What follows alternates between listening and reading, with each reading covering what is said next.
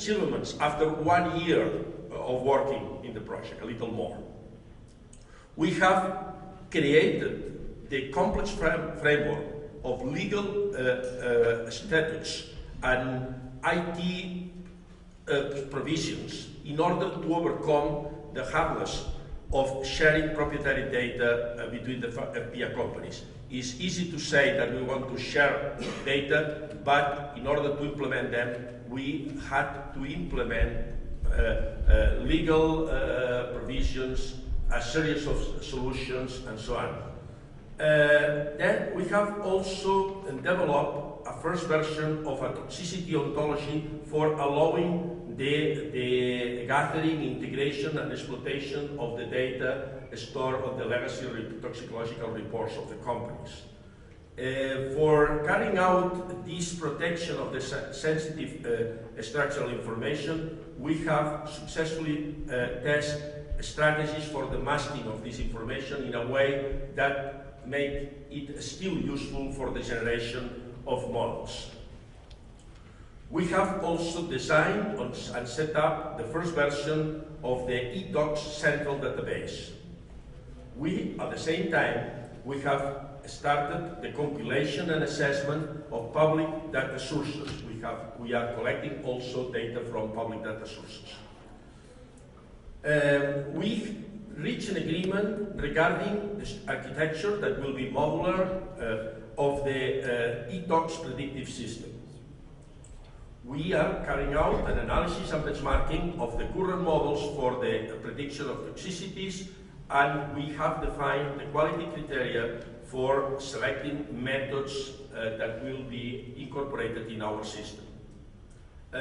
Finally, we have developed, as a proof of concept, an innovative multi-scale modeling strategy for the prediction of toxicity that has been recently published in a prestigious journal. In fact, it was selected as the cover of the February issue of the journal, in which, for instance, we couple 3 levels of simulation at the molecular, cellular, and tisular level. We simulate on one side the blockade of ion channels. We simulate in another side the cardiomyocyte electrophysiology, and finally we simulate the electrical propagation through a model of ventricular tissue, and at the end of the day obtaining a simulated electrocardiogram. In this way, by coupling these 3 levels of simulation, we are able to enter the structure of a drug or a possible drug and to get the perturbation of the electrocardiogram that this, a prediction of the perturbation of the electrocardiogram that this drug may produce. This is just an example of the type of models we are trying to develop. If you are interested in following the progress of our project, we'll be pleased if you visit our webpage that has this address there. Thank you very much for your attention. Thank you very much, Ferran. I think the last example is quite impressive. Any question? Could you tell us, as compared with current approach to potential cardiotoxicity in terms of false positivity and false negativity? It's better than the current methods that are just based on prediction of the blockade of one or several potassium channels. This method is better, produces better results. In the paper is explained, is compare the sensitivity and the specificity of the method with current methods. Okay, thank you. So let's hope that DMA one day or another will consider this as an important way to assess the potential cardiotoxicity. And we will move immediately to the next presentation by Anthony Rowe, who will give us another example of the unique opportunities provided by IMI in terms of sharing and analyzing data. So, thank you. So the theme of my talk is more about the knowledge management activities that we've been deploying in the U-BIOPRED project. My role in the U-BIOPRED project is actually to lead and project manage knowledge management, so it's a subject I can talk about. But before going into this, U-BIOPRED stands for Unbiased Biomarkers for the Prediction of Respiratory Disease Outcome, and it was funded under the Understanding Severe Asthma core topic. So it's a study into developing and identifying new biomarkers for severe asthma. The consortium is made up of 10 pharmaceutical companies, 20 academic medical centres and 10 other partners. This includes patient groups, regulators and large industry. And the project as a whole has had a number of highlights in recent months. We've had publication of our consensus paper. This is where, as a consortium, we've come up with a new definition, or refined the definition of severe asthma, and provided an algorithmic approach that is enshrined in our protocol of how we select the severe asthma cohort, and a second publication on a novel systems medicine approach, whereby we can combine large quantities of disparate data into one consistent model of severe asthma. Other highlights, we had the first patient recruited into the clinical study last week. There's only 1,199 to go in the next 12 months. But really what we've been able to deliver from a knowledge management perspective is some cross-industry data sharing, and we think that's really quite a significant ask when we look at the type of data we've been working with. A little bit more about the aim of U-BIOPRED. It starts over here in the bottom, trying to construct a large cohort of adults and paediatric patients comprised of severe asthmatics, mild asthmatics, as well as healthy volunteers. And then from that cohort, take both sputum and blood samples, and there's my mouse gone, and then do a range of biomedical profiling. So we're looking at proteomics approaches, metabolomics approaches, profiling both lipids and breath, exhaled molecules in breath. We're looking at clinical, physiological and morphological data. We're looking at genomics and transcriptomics data, and we're also looking at patient-related outcomes over a longitudinal study. So what you can see by this is that we have a lot of different types of data, and at all manner of different levels of all manner of different views of data. And what is unique about the project is we're developing new systems biology approaches to try and combine these different things together into what we describe as the U-BIOPRED handprint. The role of a handprint is then to inform the development of better preclinical models, or to look at informing and re-evaluating drugs through clinical trials. So with this being the underlying principle, the large and diverse sets of data mean that we have a lot of challenges for knowledge management in U-BIOPRED. Now, just breaking some of these down, there's a lot of organisational complexity. One of the things we first learned from knowledge management is we're a virtual organisation. There isn't the standard IT infrastructure that you actually need when running as an organisation. We had to build this from the scratch. We had to find a way to say, here is your centralised file system, here is where your database is. Who hosts these systems? There's no one partner that can necessarily do all of that. There is a lot of scientific complexity. We're running an end-to-end translational study. We are recruiting a cohort. We are building a biobank. We are running 7 or so different types of omics analysis, and we're then trying to develop them to identify biomarkers that can inform, develop new models. This ranges the complete scope of a translational study. So you've got lots of different scientists and medics with different viewpoints. And so the data complexity, from my perspective, is challenging. There's clinical data, there's omics data, there's imaging data and histology. How do we manage this and make it available to the consortium in a form that they can use? Now, as an engineering group in the computing department, we started to look at this very much as what's the process, what's the mechanism by which we can start to get a handle on this and start to do something with this data. And the abstraction we came up with was the knowledge production process, where you almost see it as a supply chain or as a factory process, where we recruit patients, and from patients we harvest samples. From samples we can do profiling, from profiling we can use analysis to develop knowledge, and then we have to deliver that. And delivery is the key here.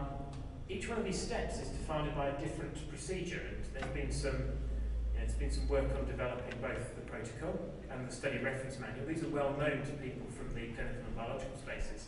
The data analysis plan, Well, that's been tricky because this isn't a data analysis plan for a typical traditional trial. It's a data analysis plan that's very prospective, saying, can we look here for this type of feature? Can we look here for this type of feature? So we've had to develop almost some new ways of trying to communicate up front the type of data analysis we're doing, and the knowledge management manual. How do we provide this data? And we've developed a whole series of procedures for managing this that support the underlying technologies. We've rolled out an ECRF, we've rolled out a LIMS, we have a file storage system to comport all the omics, the raw data for omics, and consolidated all this into a knowledge management system. And there's still one great big unanswered question, although it's getting better fleshed out, which is the governance of standards that allow us to access this data, to share this data, and what happens to this data once the project's over. So our first approach was to try and deal with the problem of there being no infrastructure. And my colleague, Professor Guo, runs a facility called the Imperial College Cloud. Now this is a system that is not unlike the Amazon cloud, yet it's hosted in an academic environment and it can support a far more sort of private security environment. And using this environment, we said, well, we've got an IT platform, we use Imperial as the honest broker, and through Imperial then we'll start building a series of services, an ecosystem of tools that need to support the project. We'll use a Transmart system that was presented by Eric Prazatzis from Johnson & Johnson in the knowledge management session this morning. We've developed, this manages all of our data. We've managed, and we've built an analytical registry for storing all of our questions, an engine for analysis based on R, and systems for storing and processing the data, such that we've got these tools. These are the services we need to do to actually run the production of actually using this data. So using a virtualization environment and a series of services, we then had to put it to the test. Now, we recruited our first patient last week, so it's a diagram of how some of this works underneath. We recruited our first patient last week, so how have we been developing this in the meantime? Well, one of the things we've been able to use through the IMI is actually bring together some of our FPIP partners in a collaborative approach to try and build out these knowledge management services. And we like to describe this almost as the IMI in action. We took Johnson & Johnson software, the Transmart platform, and we deployed it on the Imperial College Cloud.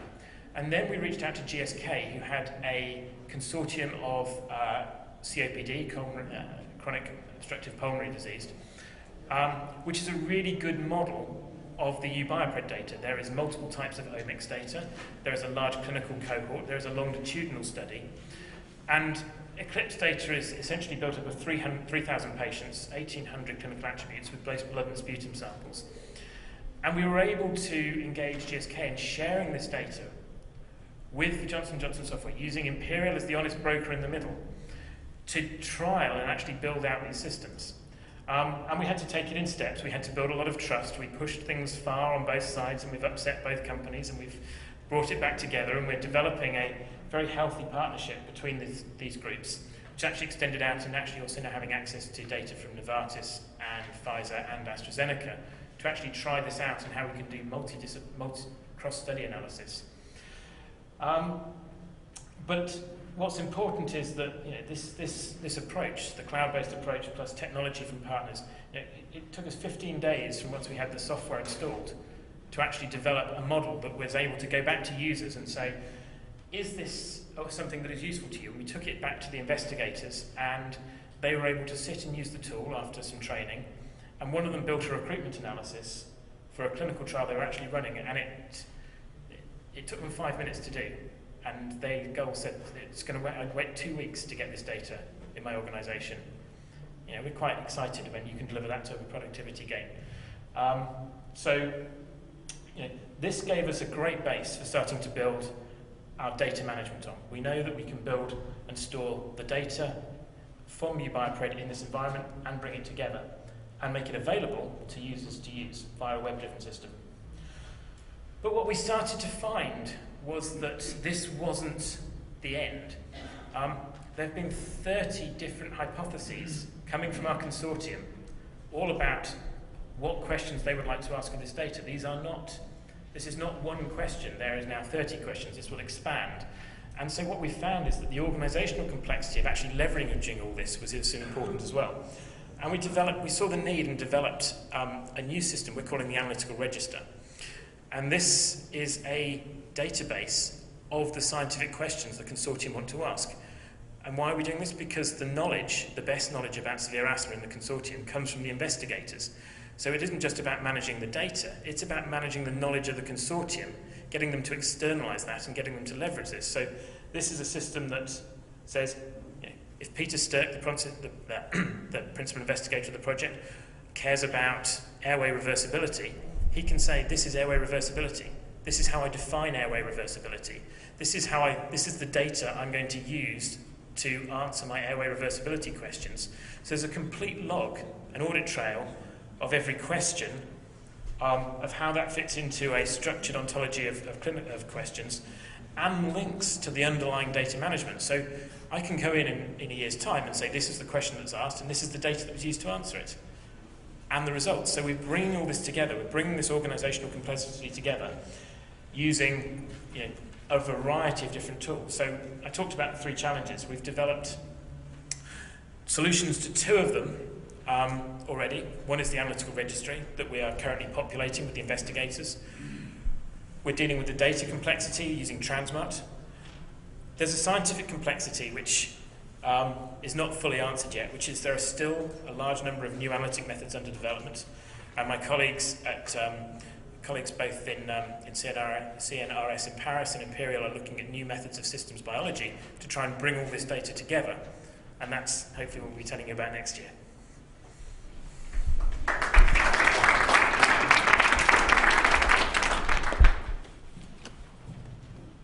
Thank you very much. I think that's a nice illustration of what can be achieved by indeed collaboration between the different partners within IMI projects. I don't know if there is any specific question. Yes?